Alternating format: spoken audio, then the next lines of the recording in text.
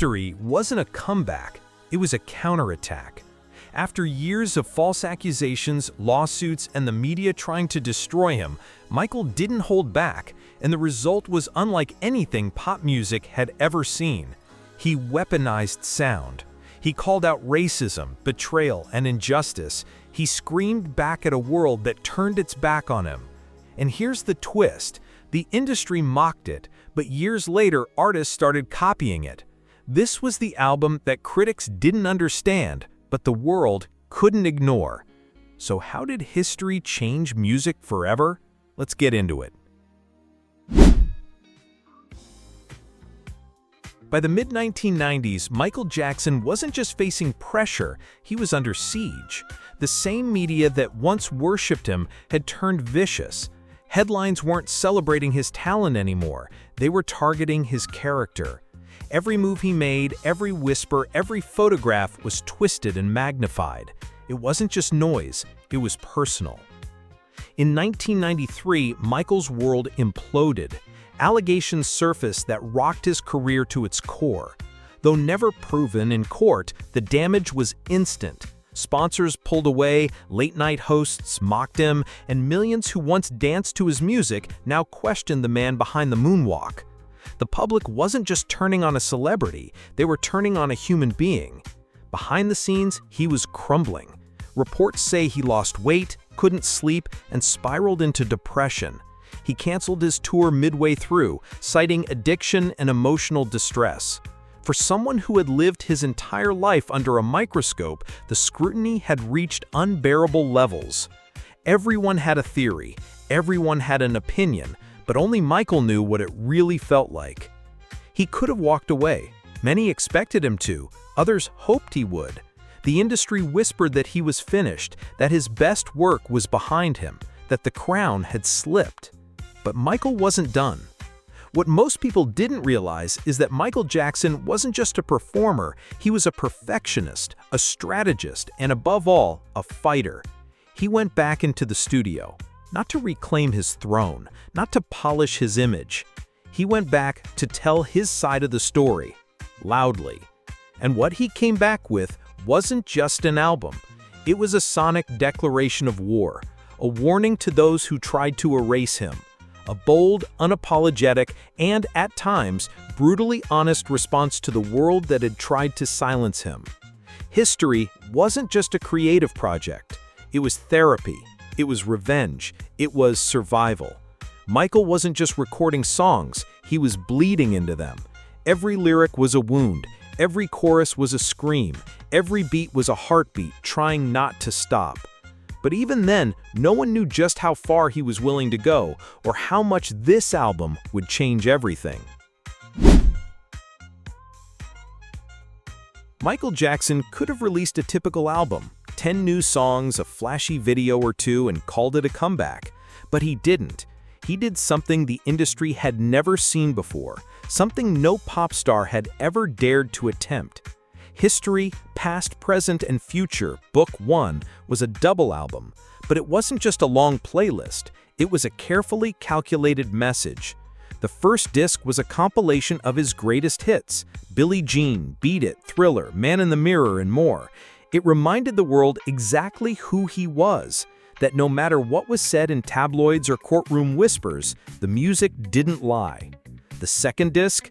That was where things got dangerous. 14 brand new tracks, each one written or co-written by Michael, and none of them sounded like the pop star people remembered. There were no love songs built for radio, no bubblegum hooks designed for chart domination. This was raw, dark, confrontational, a side of Michael that many didn't expect and some didn't want. The format itself was groundbreaking. Combining a retrospective with new material wasn't just ambitious, it was unprecedented. No one had ever blended legacy and future in the same release, especially not on this scale. It was as if he were saying, "This is everything I've done, and this is where I'm going. Ignore me at your own risk." Critics didn't know how to react. Some accused him of being arrogant, even self-obsessed. They pointed to the title, History, and said it was Michael rewriting the past to serve his own narrative. But those same critics missed the point entirely. This wasn't ego, it was survival. The album wasn't about being seen, it was about being heard. After years of having his voice drowned out by scandal and rumor, he finally had a platform no one could interrupt. And the message wasn't just in the music, it was in the very structure. The juxtaposition of his biggest hits with his most personal new songs was deliberate. He wasn't asking for forgiveness, he wasn't even asking for understanding. He was demanding to be listened to, on his own terms. History wasn't just an album, it was a statement, a warning shot, a blueprint for how artists could reclaim their legacy while reshaping their future. And it opened the door to a bold new era of music as a form of public resistance. But what he put on those new tracks, that's where the story really begins to shift. Michael Jackson had always been a master of melody, but on History, he became a master of confrontation. This wasn't the smooth operator from Off the Wall or the genre-blending genius from Thriller.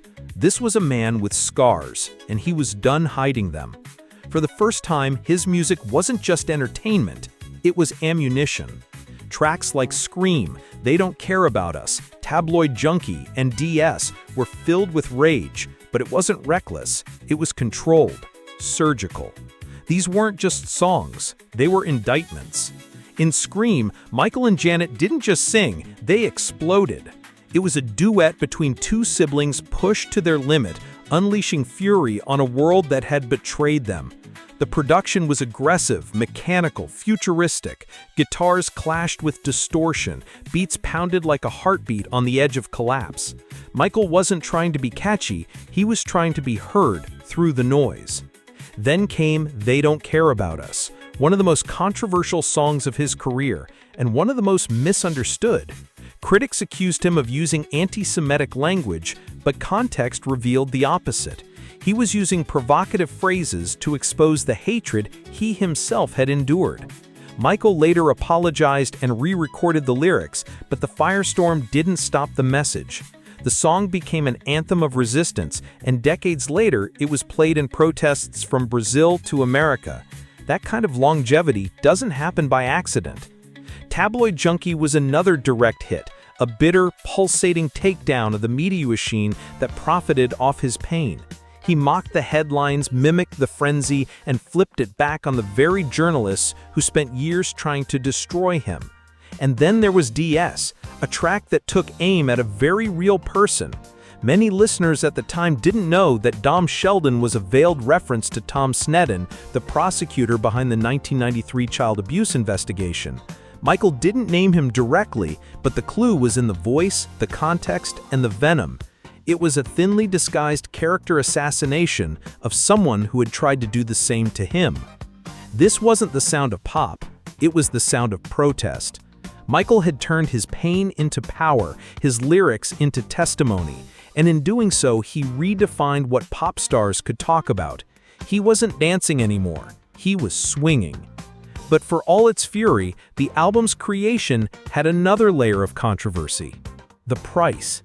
Because what it took to bring History to life, almost imaginable. Michael Jackson didn't just put his heart into History. He put in everything, including an astronomical amount of money. By the time it hit shelves in 1995, History had become the most expensive album ever produced, with estimates placing the total cost somewhere between $30 and $40 million. That figure stunned the music industry. It wasn't just high, it was unheard of. But Michael wasn't interested in playing it safe. He never had been. He assembled an elite production team, including Jimmy Jam and Terry Lewis, David Foster, Dallas Austin, and even R. Kelly, who wrote the emotionally raw ballad You Are Not Alone. Every song was polished, layered, and meticulously engineered. Hundreds of studio sessions, endless edits, state-of-the-art technology. Michael demanded perfection, and perfection didn't come cheap. But it wasn't just about sound quality. He was crafting an experience, a weapon, a legacy. In Michael's mind, this wasn't just an album, it was evidence, a document of who he was, what he stood for, and what had been done to him. If that meant spending more than any artist ever had, so be it. But here's what made it even more daring. He didn't tailor it for mainstream success. He didn't make compromises. He didn't chase trends. He doubled down. And despite the cost, there were no guarantees. Radio stations were hesitant. Critics were already sharpening their knives. Executives worried they wouldn't recoup the investment. But Michael didn't blink. He had been counted out before. This time, he was betting on himself. And to launch the album, he needed more than a press tour. He needed a revolution.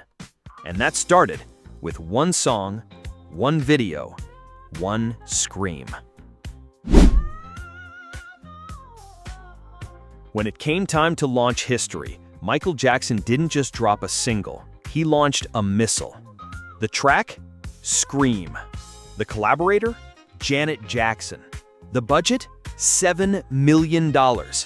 At the time, it became the most expensive music video ever made, and it still ranks among the most iconic. But the video wasn't just expensive for the sake of spectacle, it was symbolic. Two siblings locked in a sterile, futuristic spaceship, isolated from the world, screaming at a universe that wouldn't stop judging them. It was sleek, it was aggressive, it was Michael and Janet side by side, pushing back. The press had spent years picking apart his every move, his changing appearance, his personal life, his silence. But now he was done being quiet, and so was Janet. She wasn't just there to sing harmonies, she was there to stand with him, to fight with him, to say, "We're not going down without a war." The production itself was groundbreaking. Directed by Mark Romanek, the video used cutting-edge effects and dramatic black and white cinematography to enhance the cold, futuristic vibe. But underneath the surface, it was all about emotion. Michael and Janet danced, thrashed, and screamed their way through frustration and fury. And it worked. Scream earned 11 MTV Video Music Award nominations, a record at the time, and reminded the world that Michael Jackson could still dominate both the charts and the conversation. But what made this moment even more powerful was that it wasn't just an artistic collaboration. It was personal. Janet had watched her brother be dragged through the mud. Now she was helping him rise out of it. Scream wasn't just a song, it was a public reckoning. An artistic punch in the face to everyone who had written him off. And with Janet by his side, Michael showed that family still mattered, and that his voice, no matter how attacked, couldn't be silenced. But that was just the beginning, because the controversy surrounding history wasn't over, not even close. If history was meant to reset the narrative, the reaction proved just how divided the world had become on Michael Jackson. The press didn't hold back. Some critics called the album bloated and self-indulgent. They claimed the themes were too bitter, too angry, too obsessed with revenge. Others were more impressed, calling it bold, daring, and unlike anything ever released by a pop icon. But one thing was certain, no one ignored it. And despite the media's skepticism, the fans showed up in force. The album debuted at #1 in multiple countries, including the United Kingdom, Australia, and France. In the United States, it entered the Billboard 200 at #1 with massive first-week sales. Even more historic was the performance of You Are Not Alone, a tender ballad written by R. Kelly and delivered with heart-shattering vulnerability by Michael. That song became the first single in Billboard Hot 100 history to debut at #1. No song had ever done that before. But while the softer tracks found massive success, other songs were met with resistance, especially They Don't Care About Us. The track, despite its pounding rhythm and brutally honest lyrics about racism and marginalization, made radio programmers nervous. The controversial lyrics sparked protests, forced edits, and temporarily overshadowed the music itself. But Michael didn't back down. Instead, he doubled down, filming 2 different music videos for the song, both directed by Spike Lee. One in a Brazilian favela, showing poverty and joy side by side. The other inside a prison, confronting violence, systemic abuse, and human suffering head on. Even in the face of backlash, Michael pushed the boundaries. He wasn't just fighting for airplay, he was fighting for a voice. And whether people loved it or hated it, history forced them to listen. The album sold over 20 million copies worldwide and became one of the best-selling double albums of all time.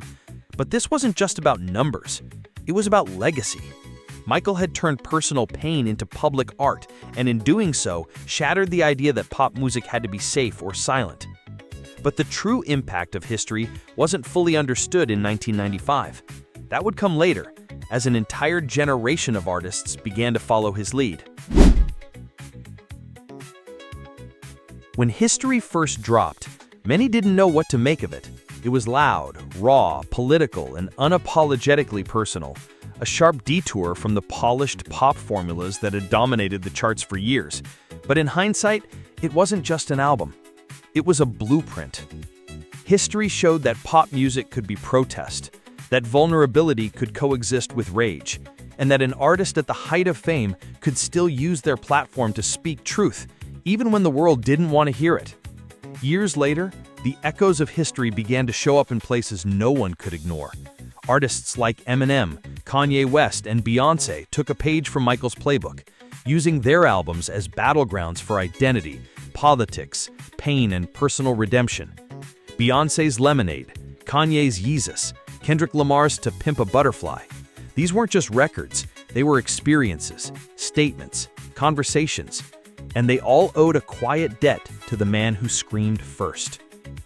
Even in the world of pop, where image and likability often come first, Michael proved you could be complex, messy, and honest, and still command the world's attention. He laid the groundwork for a kind of creative freedom that artists now take for granted. And then there's the format itself, the double disc structure of history. Mixing legacy with fresh perspective became a popular model for artists looking to reflect on their past while launching into a bold future. It told musicians, you don't have to choose between nostalgia and evolution.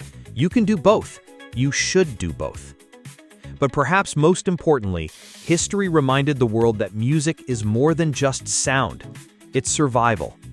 Michael didn't make this album because he wanted another #1. He made it because he had something to say. And in doing so, he pushed the boundaries of what pop could be, what an artist could do, and how a human being could fight back when the world tries to silence them. It was never just about beats or melodies. It was about truth and who gets to tell it. History wasn't just an album. It was Michael Jackson fighting back with music, with truth, and with everything he had left. It changed how artists tell their stories. It proved that pop could carry pain, purpose, and protest, all at once.